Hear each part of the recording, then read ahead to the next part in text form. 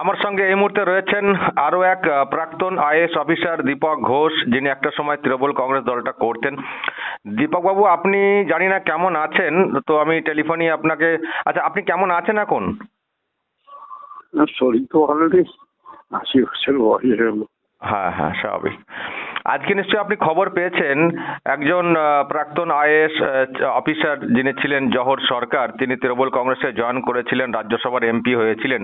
তিনি আজকে রাজ্যসভার এমপি পদ ছাড়ার জন্য ইচ্ছা প্রকাশ করেছেন এবং রাজনীতি করবেন না, মানে তৃণমূল কংগ্রেস আর করবেন না বলে তৃণমূল সুপ্রিমোকে চিঠি দিয়েছেন। কি বলবেন?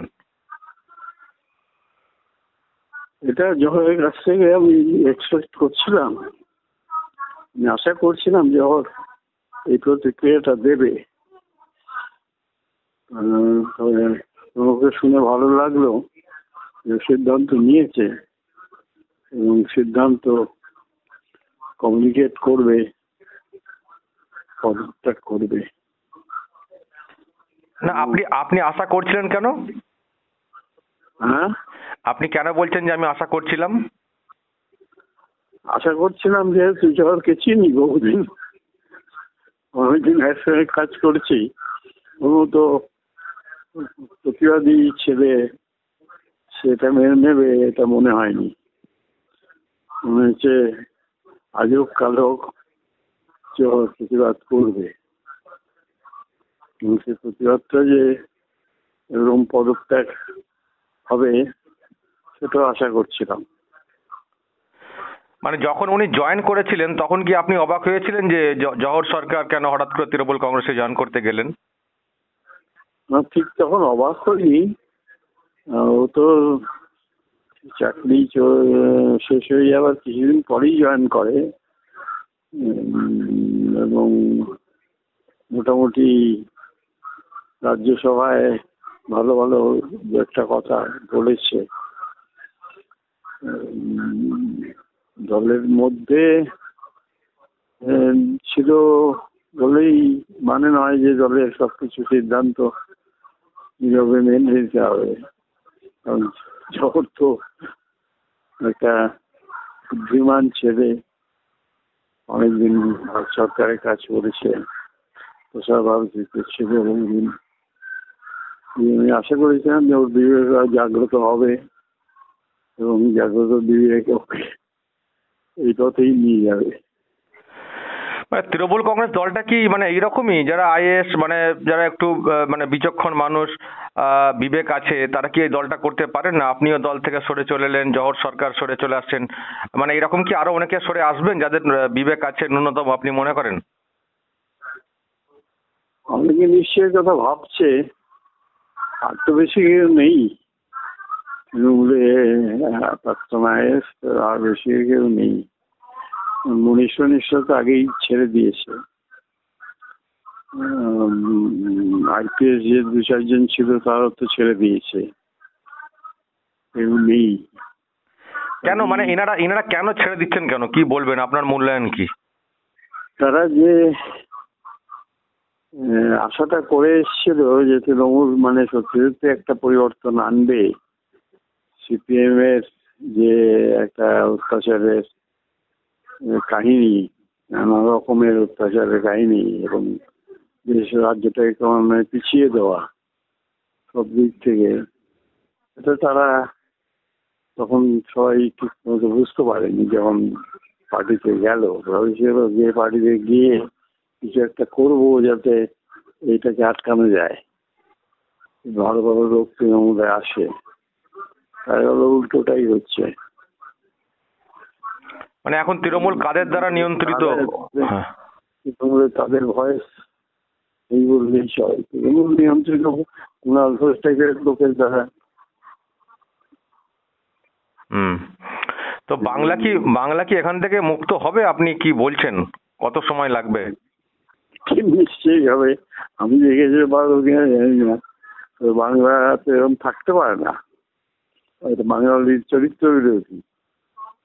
এটা সময়, এটা হয়েছে সিপিএম এর রিয়াকশনে।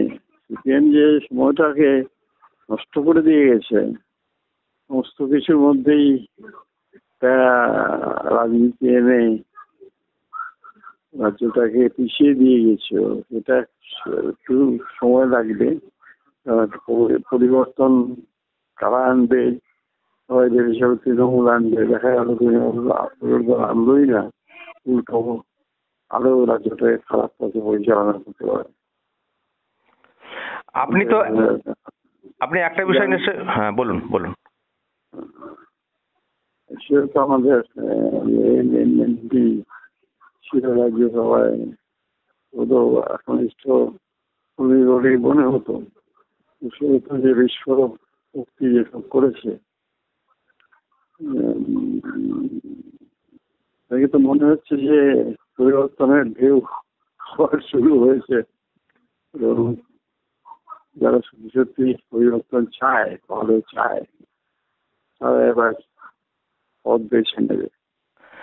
আর আপনি তো একটা নিশ্চয় দেখছেন যে আরজিকর কাণ্ডের পরে সাধারণ মানুষ রাস্তাতে নামছেন, আজকেও রাত জাগছেন, এটা দেখে কি বলবেন? সাধারণ মানুষই তো শাসন শক্তি। সাধারণ মানুষ শাসনের চাইবে, সেটাই শেষ পর্যন্ত হবে। এই যে কয়েকদিন ধরেই সাধারণ মানুষ বেশিরভাগ রাস্তায় থাকছেন বিভিন্ন রকমের নিয়ে, বিভিন্ন ধরনের স্লোগান নিয়ে।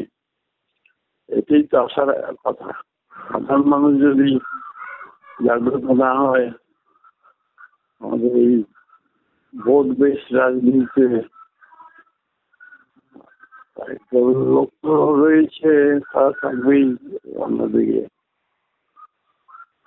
বাকি আশা করি ধীরে ধীরে বুঝতে পারছি আপনার, হ্যাঁ আপনার কথা অনেকটা জড়িয়ে আসছে, তবু আমিও ভুলই করেছিলাম। আরেকটা বিষয় আমি বলি যে এই আরজিকর কাণ্ড নিয়ে যেটা বলছিলাম, যে আপনি একটা জিনিস ফলো করছেন, মুখ্যমন্ত্রী মানে নিজেই বিচারের দাবিতে রাস্তাতে নেমে পড়েছিলেন। অনেকে বলছেন যে উনি আবার কার কাছে বিচার চাইছেন। আর তারপরে এখন সত্য মিথ্যা নিয়েও অনেক প্রশ্ন উঠছে, আপনি কি বলবেন? এখন তো বোঝা যাচ্ছে যে মুখ্যমন্ত্রী বুঝতে পারছেন যে নিজের ফাঁদে নিজে আটকে গেছেন। আপনি তো মুখ্যমন্ত্রীকে অনেক কাছ থেকে দেখেছেন। মুখ্যমন্ত্রীর মানে যেসব মন্তব্য করেন সেটা নিয়ে অনেকে মানুষ প্রশ্ন তুলেন যে সত্য না মিথ্যে।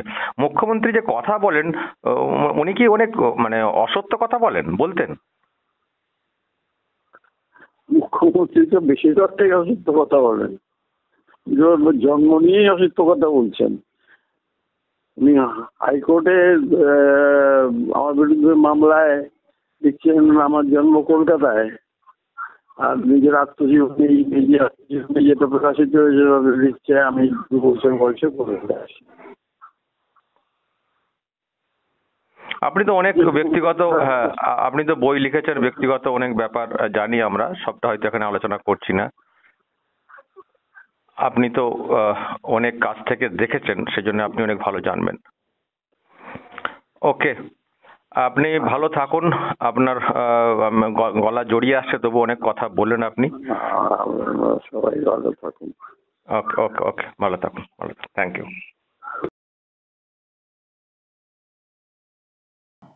দর্শক শুনলেন দীপক ঘোষ। উনি একজন আমলা ছিলেন, প্রাক্তন IAS এবং TMC MLA হয়েছিলেন। মমতা বন্দ্যোপাধ্যায়কে খুব কাছ থেকে দেখেছেন। উনিও দল ত্যাগ করেছেন এবং দলের প্রতি ওনার যা ভাবনা তৈরি হয়েছে সে তো আপনারা বুঝলেন এবং বললেন যে এটা ভাবছিলাম যে জহর সরকারও করবেন, টিকতে পারবেন না, তো উনি পদত্যাগ করেছেন। এটাই হওয়ার ছিল, এটা আর কি বলার চেষ্টা করলেন এবং সেই সঙ্গে আরো অনেক কথা আপনারা শুনলেন। এখন দর্শক, জহর সরকার যে সিদ্ধান্তটা নিয়েছেন, আমি একটা খবর দেখছিলাম মমতা বন্দ্যোপাধ্যায় নাকি ওনাকে ফোন করেছিলেন সিদ্ধান্ত পরিবর্তন করার জন্য। তো জহর সরকার নাকি পরিষ্কার বলে দিয়েছেন যে না, যে সিদ্ধান্ত আমি নিয়ে ফেলেছি এটার কোনো পরিবর্তন হবে না, আমি আর MP থাকবো না, আর দলও করব না। সম্ভবত উনি 11 তারিখে দিল্লি যাবেন পদত্যাগ করার জন্য। তো এই হচ্ছে ব্যাপার। দীপক ঘোষেরও বক্তব্য আপনারা শুনলেন। দীপক ঘোষের লেখা অনেক বই মার্কেটে প্রচুর বিতর্ক তৈরি করেছে এবং ওনার নামেও সব মামলা টামলা করা হয়েছিল। মমতা বন্দ্যোপাধ্যায়ের ব্যক্তিগত জীবন নিয়ে অনেক লেখালেখি করেছেন এবং উনি পরিষ্কার বলছেন যে ওনার জন্মটাই তো মানে জন্ম নিয়েই তো উনি মিথ্যাচার করেছেন, নিজের জন্মটা ঠিক কোথায় সেটা নিয়েই তো উনি মিথ্যাচার করেছেন। আর যে ভাবনা নিয়ে দল করতে যাওয়া সেটা নেই, অনেকেই সরে গেছেন, আর মানে অনেকেই সরে যাচ্ছেনও, আর কজনই বা বাকি রয়েছেন যারা বিবেকবান, সেই কথাও উনি কিন্তু তুলেছেন। যেহেতু বয়স হয়েছে, গলাটা একটু জড়িয়ে আসছিল, নিশ্চয়ই দর্শক আপনারা কষ্ট করে শুনে বুঝে নিয়েছেন। তো জহর সরকারের ব্যাপারে আমি দেখছি যে আপনারা অনেকে অনেক মন্তব্য করছেন। কেউ বলছেন যে ঠিক করেছেন, কেউ বলছেন মানে উনি প্রমাণ করলেন যে ওনার শিরদাঁড়া সোজা, আবার কেউ কেউ বলছেন আমি দেখছি যে উনি তো একজন আইএএস অফিসার ছিলেন, তো উনি কেন এই দলটাতে যুক্ত হতে গিয়েছিলেন? 21 সালে রাজ্যসভার এমপি হয়েছেন, তার আগে কি জানতেন না যে টিএমসি দলটা কেমন?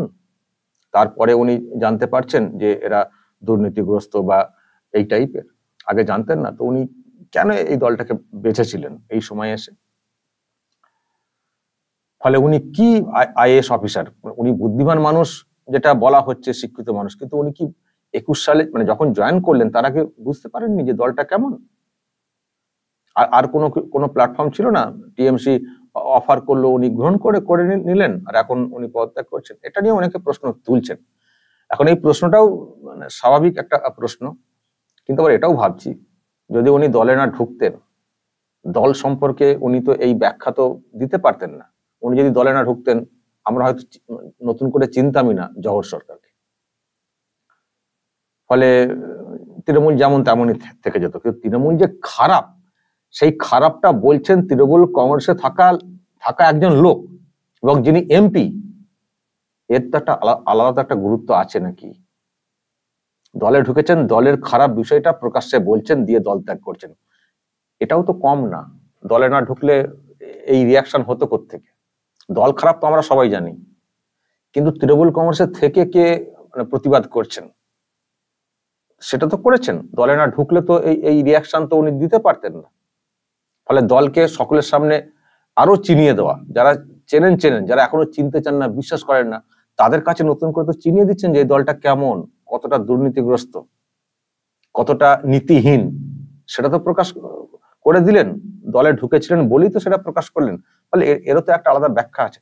সুতরাং ব্যাখ্যা অনেকে অনেক রকম দিচ্ছেন দর্শক। যাই হোক, উনি সিদ্ধান্ত নিয়েছেন যে আমি আর এই দল করব না, আর এমপি থাকবো না। এখন দেখা যাক উনি আবার অন্য কোনো দলে যুক্ত হন কিনা, এটাও দেখার বিষয় রয়েছে। কিন্তু উনি তো বলেছেন যে আমি আর পলিটিক্স করব না। দর্শক বলবেন যা সব শুনলেন, এবং বিশেষ করে দীপক ঘোষের যে কথা শুনলেন, বলবেন আপনারা যা বলার কমেন্ট বক্সে। নজর রাখবেন আরামবাগ টিভিতে।